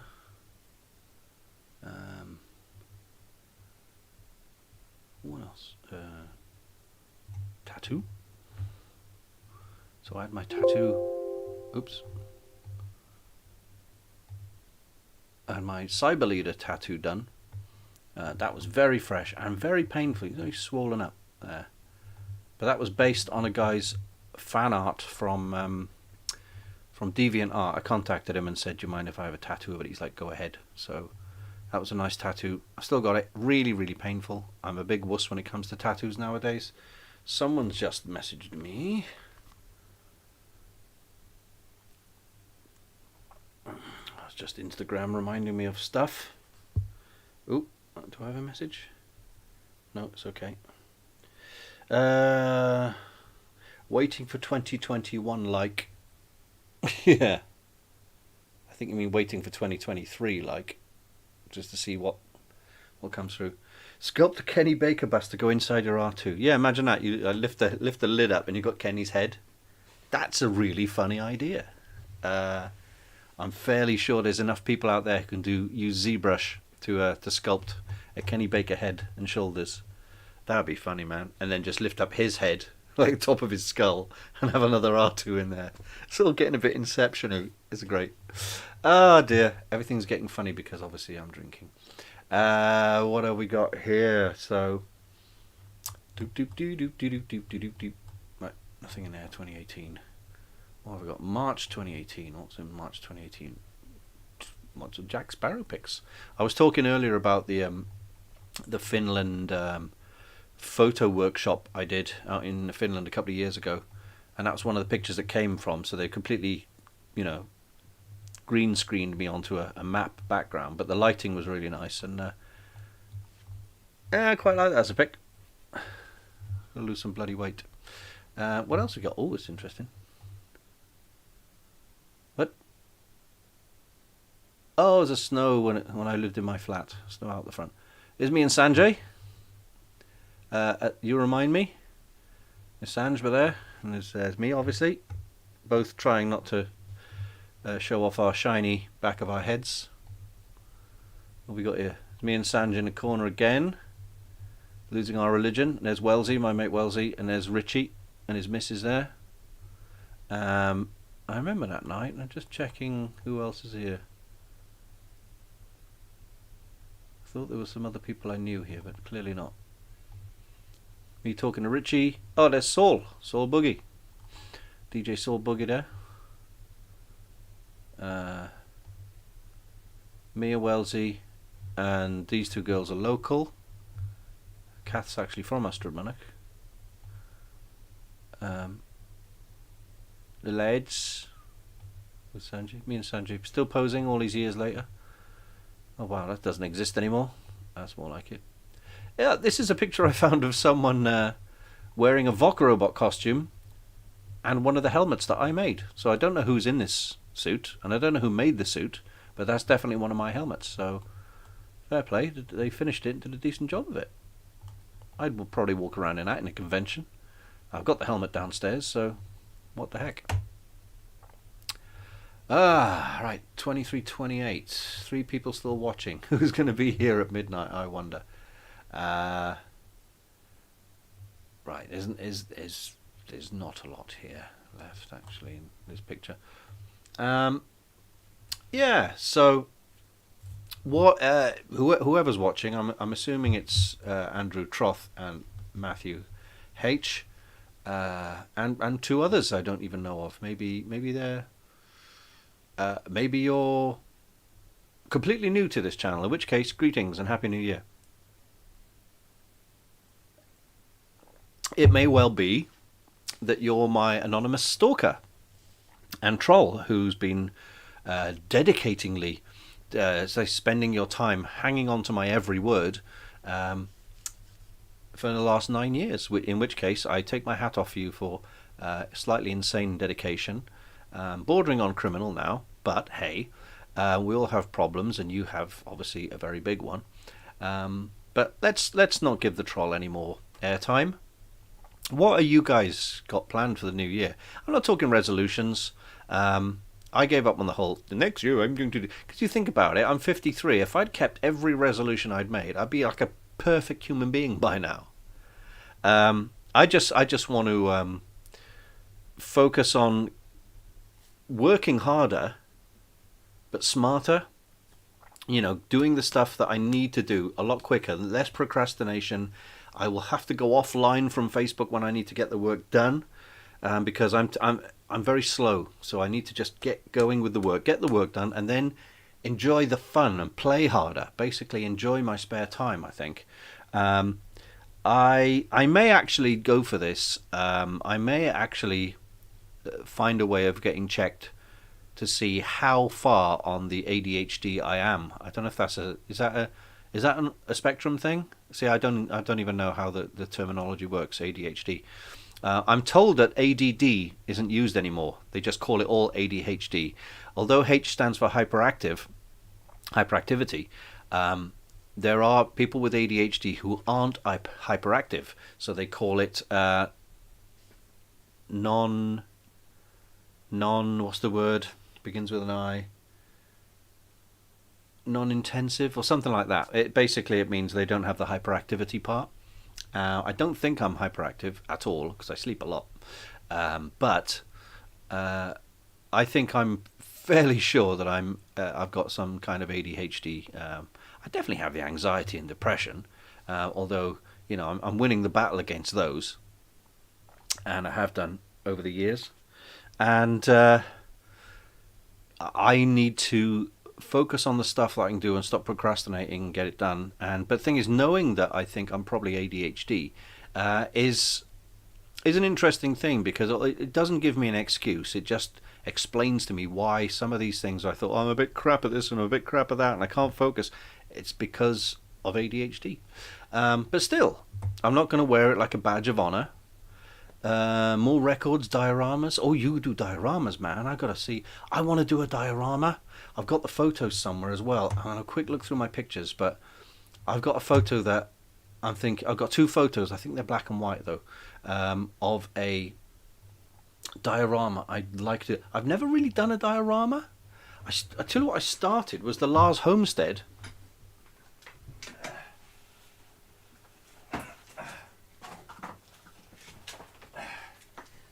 So we got the Luke's Lars Homestead here. Obviously, it's made of cardboard, just corrugated cardboard covered in filler, but it's the proportions are pretty accurate.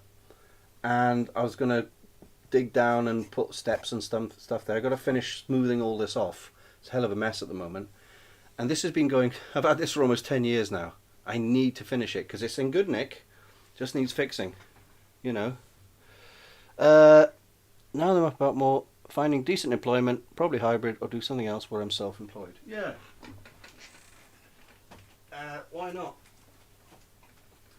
There's a self-employment is a curse and a blessing. Hang on, I don't want to drop this. I'll probably drop it if I'm not careful. Get back in there. Get back in there. That'll do. Yeah, curse and a blessing. Self-employment. It's the curse is you've got to work harder and longer to stay afloat, and it's very scary. The blessing is you do have time to do your own stuff and be your own boss, kind of thing. Got a few old sculpts and stuff I'll show you online, a few ideas for new ones like that. Yeah, I just sent pictures of that and some of my actual Tunisian photos to a guy, some guys online called a Star Wars Diorama. They're doing 3D printed Lars Homesteads, and they're changing all their models now to match my measurements, because they realised that obviously my measurements and stuff are taken from the real thing. So I'm not going to get any freebies off them, but I thought I'd just help them out. Yeah, if I can find this photo, I've got two photos somewhere of a diorama I really fancy making, because I've never seen anyone make it before, and it'll be fiddly and take a long time like everything else. Hang on, well there you go, some more close-up pictures of the Lars Homestead. You know, oh, there's Doomblood there. Why this doesn't go the right way? Oh well. Okay. So, where the heck is this picture? I don't even know what folder I've put it in. Two photos amongst millions. I'll just do a wee search. You never know. I might have named. Might have actually named the file instead of not bothering naming it. But I'll do a quick search.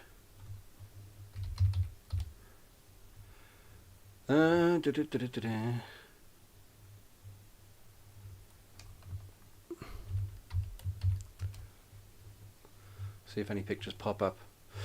Yeah, a friend of mine, she made working on a doll's house, you know, like a mini doll's house, and buying the little chairs and a little cooker and all that stuff for it.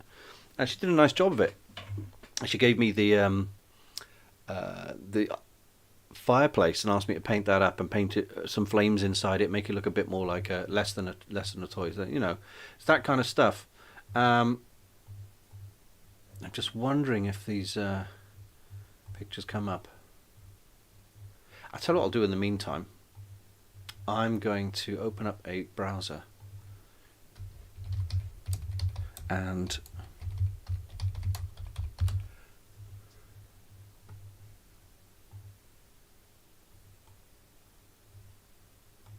that's not it. Hang on.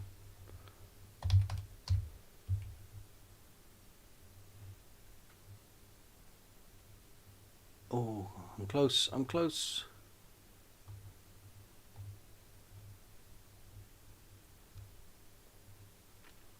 Okay, so I can't find the actual photos without a bit of a dig. Oh, BBC Archive. This is interesting. Yeah.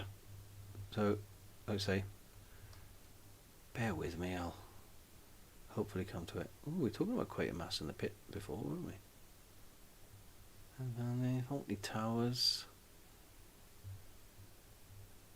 Oh, we're so close. We're so close.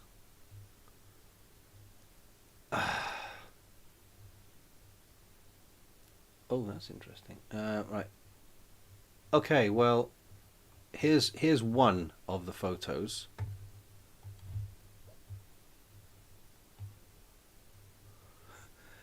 As you can probably see, what I managed to find was two. Where's my? There it is. This is the young one's flat. This must be season 2 because it's in a heck of a mess. Yes, because I was watching an episode before we came online, and that don't just sit there, do something. Oh, sorry, I've done it again. The young one's flat from season 2, a lot messier, and I've got some black and white photos somewhere of the living room and the kitchen. So this all this set in nice detail. I think they're black and white, but I've also got the DVDs. I was watching the DVD earlier before we came online, and this poster, don't just sit there, do something. Say no to nuclear weapons. That was on the wall in the episode I just watched. So this is season 2. But I'd like to make that as a thingy. You know what I mean? As a not a doll's house, but basically just a replication of the studio set. The other one I'd like to do. I wonder if I can just go back. This BBC archive is amazing. You'll see some photos on it. Oh my god, it's great. Look at that. You've got Only Fools and Horses, Strictly, Doctor Who, children's television. So you've got Swap Shop and all that. Do you know what? I mean, I don't have a 3D printer. So making all this stuff by hand, like if you had to make the EastEnders sets or, you know, Quatermass and the Pit, Hancock's Half Hour, Top of the Pops, Dad's Army, Play School, you know, Open All Hours. If you made all these by hand, it would take a long time and cost a lot of money. It's the bar at Faulty Towers, Manuel's room, Porridge Prison, Porridge Cell. That's the main cell with obviously Fletcher and Godber. Also we got here Reginald Perrin, Swap Shop, Good Life, Doctor Who stuff, Play School's Windows. Hey, Blake 7, bring it on. Blake 7 Scorpio deck. The Two Ronnies, Yes Minister. What did I see? Don't Wait Up. This one made me think, do you think they've used the same cooker and some of the same things from the young ones? And I bet they have. That's how you save money, innit? But what a sight. How cool is this? I mean, if you could 3D print a lot of these things and paint them up to make them quicker and mass produce them. Like, look at the EastEnders laundrette. You think these machines were used in the... You could spend hours on that website. I probably can, Andrew. I'm sure some of these machines were used in the young ones laundrette episode of Bambi, which I saw recently. Bread, EastEnders Cafe. Oh yeah, that was what's name 1988. What else we got? Top of the Pops, Pride and Prejudice, League of Gentlemen, Ab Fab. But you know, if you could 3D print all the bits, you know, you could sell people, you know, especially tourists. I want a copy of the EastEnders, the Queen Vic, you know, Daleks. What a great photo. Oh, it's not there. Oh, shame. But no, I mean, I saw this photo, if you can go back to it, of the young ones, the main studio set, which is the TV in the corner. Have you got a video? Yes, we've got a video. Fridge, front door there, phone on the wall, cooker, all the filth. Obviously, to model makers, anything that's filthy and dilapidated and scruffy is a dream because it's fun to do. Nothing worse than trying to make something like, you know, the entertainment sets. Oh, these will take me back. Look at that. That's life. Blankety blank. Wow. We're in the blankety blank sets. Science fiction sets. See, I could spend a lot of time on here. Quatermass, Doctor Who, Blake 7. TARDIS from 2019. Okay. So yeah. So I would love to make the. Hang on.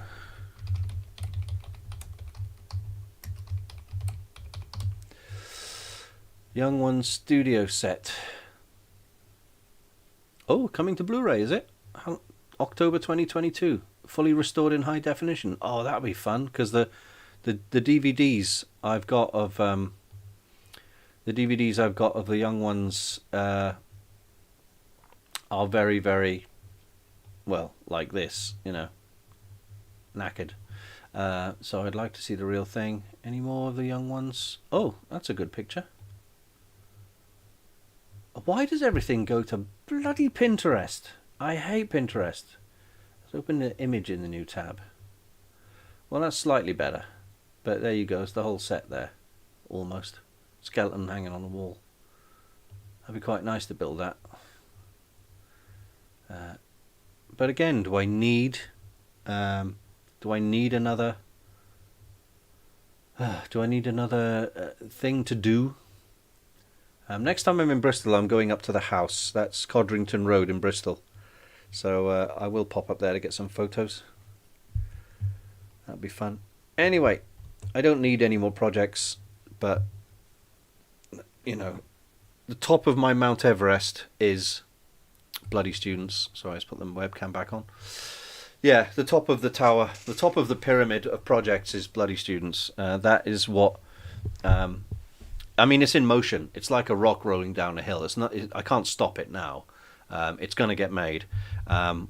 Whether the only thing that will stop it getting made in 2023 is, if we don't have enough cash, unfortunately. I hope we do. But, okay. So, we will have a better idea if and when we launch the crowdfunding. Like I say, the crowdfunding campaign is pretty much ready to go. I just need to do a decent video of talking to the screen like this about it, and then hope it goes. But the only thing that really fills me with trepidation with a crowdfunding campaign is the rewards, because you've got to work out what you can realistically afford to make and send to people. And then the logistics of getting all the names and all the postage and all this done. Me and Danny did the off-world stuff. We only had 250 packages to do, but blimey, that was hard work for two people. I can't do all this on my own and, try and make the film at the same time. So that's the only thing that worries me about rewards on bloody students. The best bet is to have electronic rewards, digital rewards that you can send out, electronically, and not have T-shirts to wrap and pack and put the postage on and write the addresses and all. Minimum physical activity and labour. If you can email, if you can email lots of people at the same time, that would make life easier. But if all your rewards are digital, then you might not be able to persuade a lot of people to donate. Talking of donations, this is a weird one. I learned yesterday of a chap called Ben Rayner. I watch a lot of American YouTube channels where they review movies and stuff, such as John Campier, Christian Harloff, Jeremy Johns, Robert Meyer Burnett, people like that. Mainly the Collide a lot. And on the super chats, so when they're doing a live chat like this, in the thing they'd have a super chat thing on the side where you put money in to ask a question. And for years, this guy Ben Rayner would be putting in $20, $50. He must have put something like $10,000 or more into the channels over the years.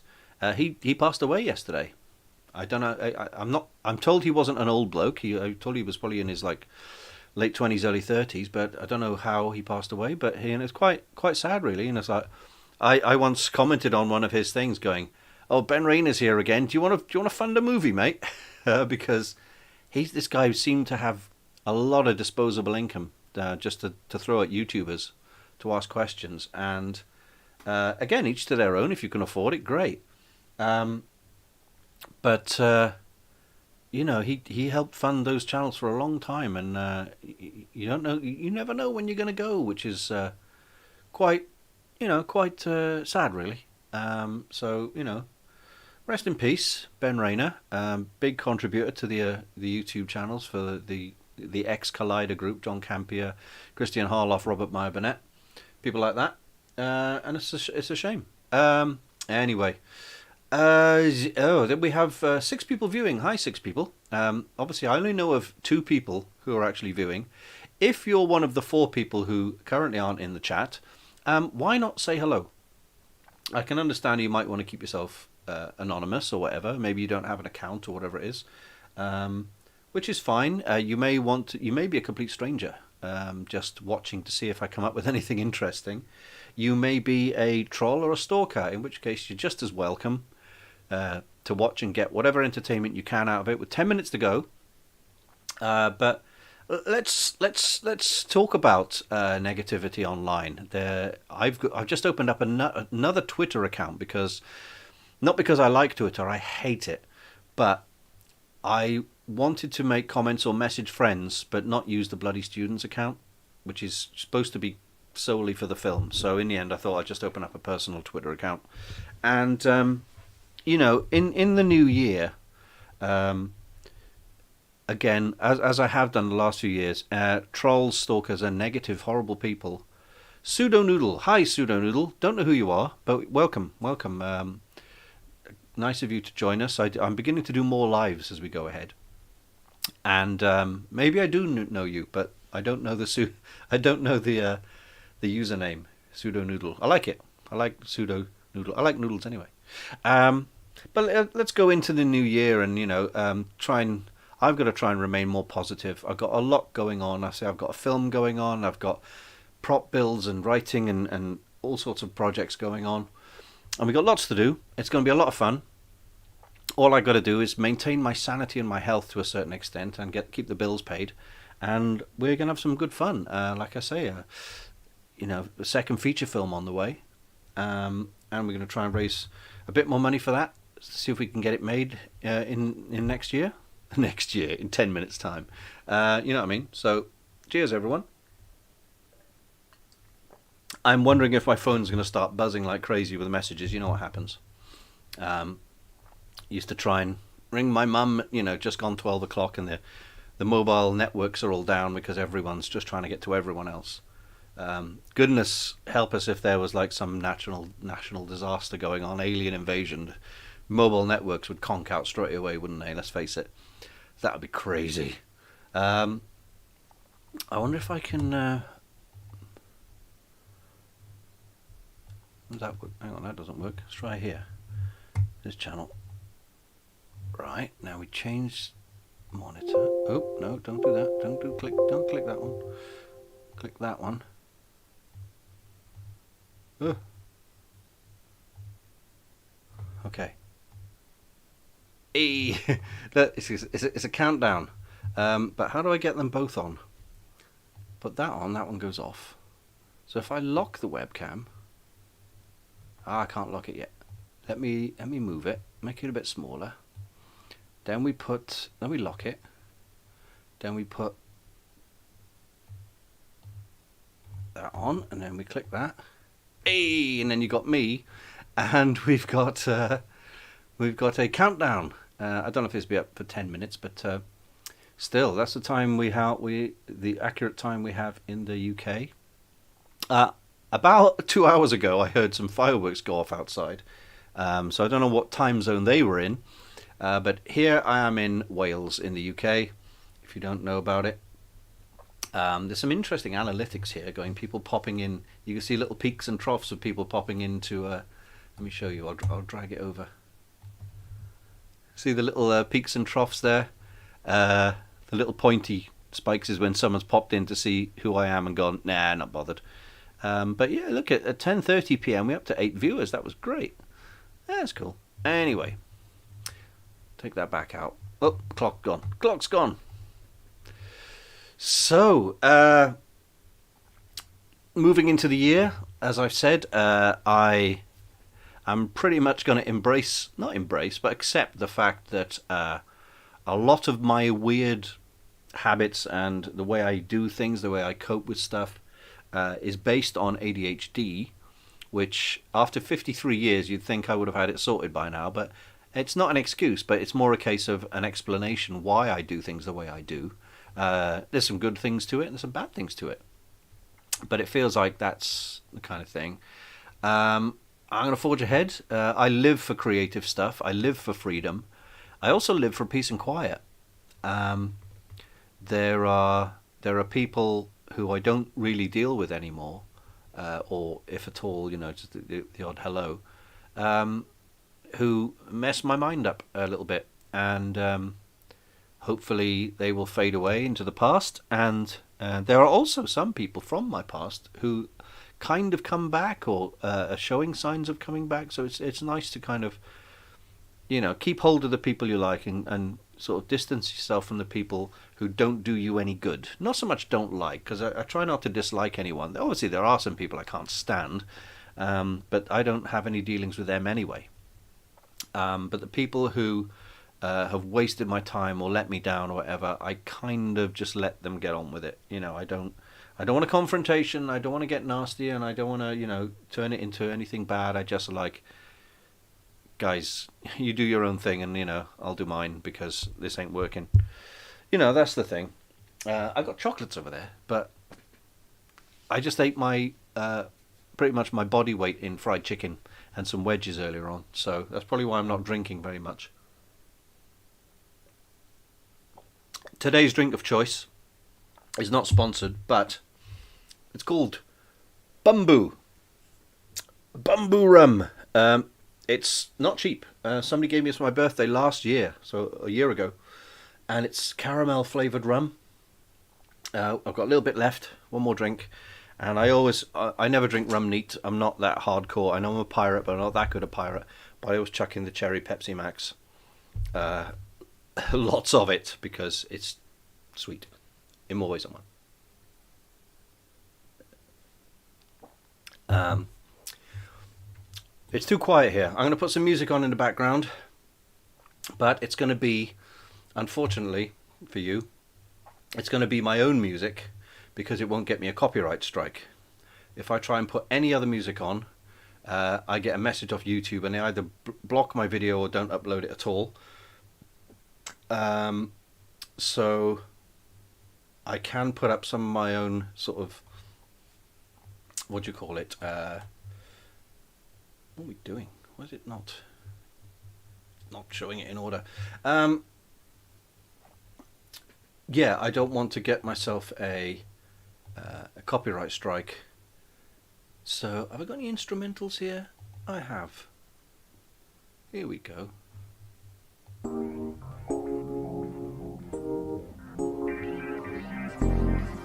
Well, I can't hear it. Can you? Check it out.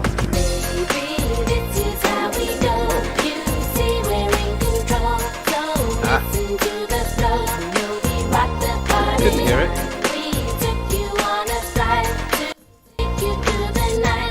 I couldn't hear it because I had my speakers off. So, this is a song called Speed of Light. It's a very Will Smith style song that I did in 1999. Ain't no delaying. That's me. Very pop rap type thing. You had 3 hefty Baileys. Oh man, I'm jealous because it's one of my favourite drinks. I can drink a bottle of Baileys neat, like, milkshake. I love the stuff. It's almost like a tradition. Every time I find myself on a plane now, it's like a Baileys, please. Woof. Love Baileys. I even love the fake stuff. I like it more because it's cheaper. Yeah, its bamboo stuff is good because I don't know if it comes with different flavours, but this is like the caramel one. And listen to this. Oh, I'm keeping this bottle. It's beautiful. Chuck that in there. So, with 4 minutes to go, that's the end of December 21's Bamboo. Hey Bamboo, you're a cheap night out, eh? Yeah. Everything's expensive, dude. We gotta try and save money wherever we can. You know what I mean? I mean, I've already reached terminal daposity, which means I've got enough kicks to wear. I'll die before I get to wear them all out, you know. So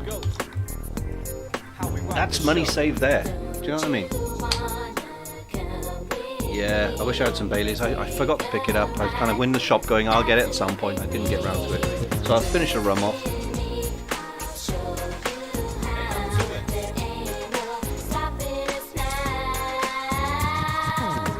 Oh, 3 minutes to go. Let's put the time back up. I'm assuming outside I'll hear all the fireworks. You can't see any, but they will set some fireworks off, I think. But we're down to 3 people. Oh, I've just gone back up to 4 again. So again, Pseudo Noodle or whoever else is watching, say hello, say where you're from or what you're currently up to, and I'm sorry you had to end up spending your New Year's Eve watching me, but make a habit of it, you know. There's lots happening in the new year. Costume builds, prop builds, life-size props, small props, dioramas, more drawing probably, a little bit of music, and a motion picture, you know, a feature film. So, motion picture. I say movie a lot. I say a lot of Americanisms. I think, Matt, you've probably got this as well. You start saying a lot of Americanisms because that's how you grew up. You know, I don't say sidewalk or aluminum, but I do say elevator a lot, and I do say, I say movie, and I do say motion picture, but I don't say film or stuff like that. Okay, 2 minutes to go, man. I can't believe it. Well, I can believe it. 2022 was not an amazing year. It was better than the lockdown years, I admit. And, I think we... why don't I make this bigger? Oh, no, not that one. That one. Get the clock up again. Ooh. That's no good. Hang on. It's disappeared again. That's better. Oh, minute to go. Here we go. Yeah, whatever sticks, man. Let's hope that we'll all get less COVIDs and try and make things better, especially in, the cost of living and the nurses and the striking and all this. This government we've got clearly hate us. I don't care what side you vote for. They're looking after themselves and not us. We're all in deep shtick, and surviving is difficult enough. But so hopefully in the next year, if anything, we'll just get them kicked out so someone else can have another go at running the country, because currently it ain't working properly. But I'm feeling positive. I'm feeling good. Fireworks have started. I can hear it's either that or it's gang warfare. And I don't know what they're doing because it's 5 seconds. 3, 2, 1. Merry New Year, everybody! To the 5 people watching, Matt, Andrew, Pseudo Noodle, hopefully Celtic Druid, and maybe Tracy or Vicky, if you're all watching there. Yeah, fireworks are off. It sounds really close. I don't think there's anything there. Let's check.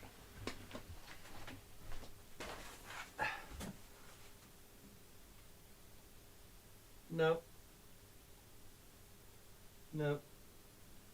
It's windy. It's so windy out there. It's ridiculously windy out there. And it's blowing a gale out there, but I can hear some fireworks. So here we are into the new year. It's 2023. One of my regular things that I do on the 2nd of January is to take a trek up to a mile away up the road to Masukuma.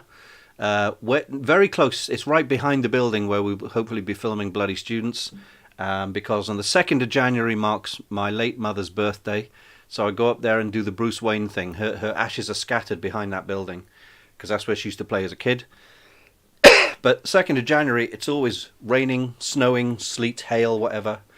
So I've got to time the buses right, get a bus up, get to Tesco, get a small bunch of flowers, get up there, plant the flowers by the tree or stick them by the tree that where she sort of scattered in a weird kind of way. And I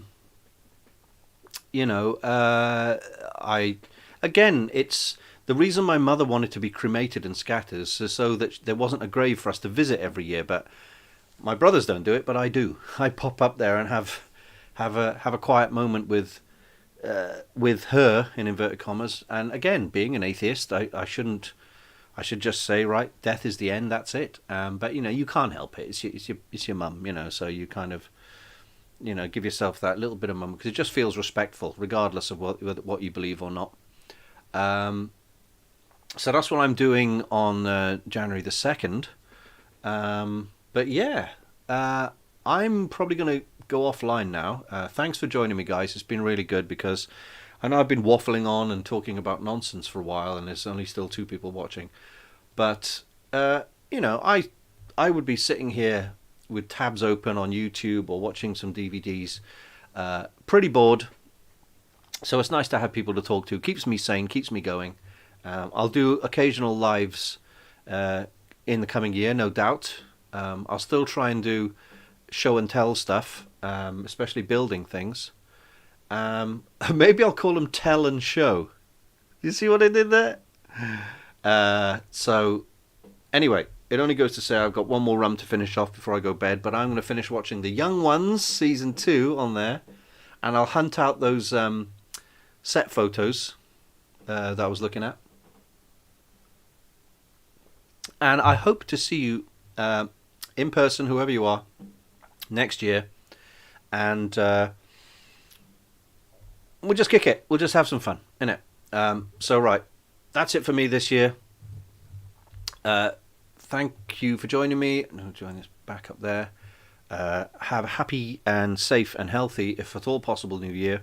And I will see you all probably on Tuesday. So as we say every time, take care now. Bye-bye then.